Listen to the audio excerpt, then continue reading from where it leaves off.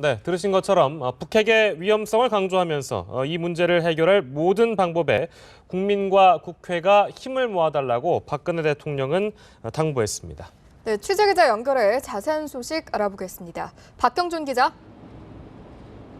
네, 박 대통령이 국회에서 30분 남짓 진행된 국정에 관한 국회 연설을 마쳤는데요. 말씀하신 대로 박 대통령은 북핵 개발과 도발의 위험성을 지적하면서 이를 해결할 정부의 의지와 대응에 힘을 실어달라고 이야기했습니다. 핵심은 북한의 핵 개발은 체제 붕괴를 재촉한다는 점을 스스로 깨닫게 하고 강력한 조치를 취하겠다는 겁니다. 연설에 나온 단어를 분석한 결과 북한이란 단어가 54번으로 가장 많이 쓰였을 정도로 정부의 단호한 의지를 보이는 데 집중하는 모습이었습니다.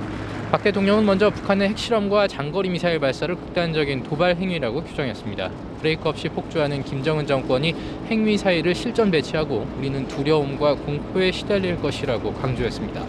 박 대통령은 북한의 잇따른 도발에도 한반도 긴장 상황을 만들지 않고자 노력했다면서 한반도 신뢰 프로세스 정책과 드레스덴 선언을 그 예로 들었습니다. 그러나 이런 선의로는 북한 정권의 핵 개발 의지를 꺾을 수 없다는 게 증명됐다면서 정부는 북한 정권이 핵 개발로는 생존할 수 없음을 깨닫게 하고 스스로 변화할 수밖에 없는 환경을 만들겠다고 공언했습니다. 그 방안 중 하나가 개성공단 정면 중단일 텐데요. 박 대통령은 북한의 핵과 미사일 능력 고도화를 막으려면 북한으로의 외화 유입을 차단해야 한다고 강조했습니다. 이 대목에서 우리나라가 지급한 외화 대부분이 노동당 지도부에 전달돼 북한의 핵과 미사일 개발에 쓰이는 걸로 파악됐다는 정부의 기존 발표를 재확인했습니다.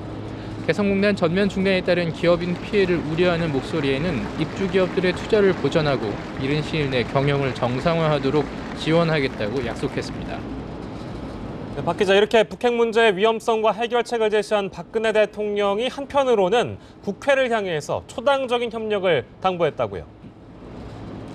그렇습니다. 정부의 대응을 놓고 야당 일각에서 제기되는 북풍 의혹에 대해 가슴 아픈 현실이라면서 안보 위기에 여와 야, 보수와 진보가 따를 수 없다고 말했습니다.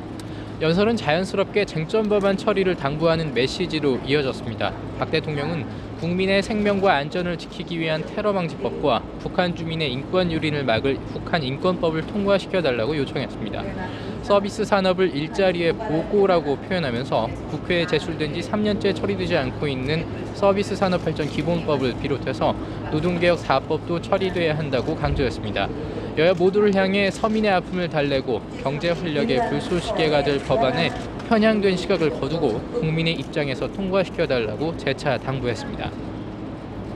네, 오늘 연설에도 많은 이목이 집중됐지만 연설을 시작하기 전 국회의장단 그리고 여야 지도부와 했던 환담에도 많은 관심이 쏠렸는데 어떻게 진행이 됐습니까?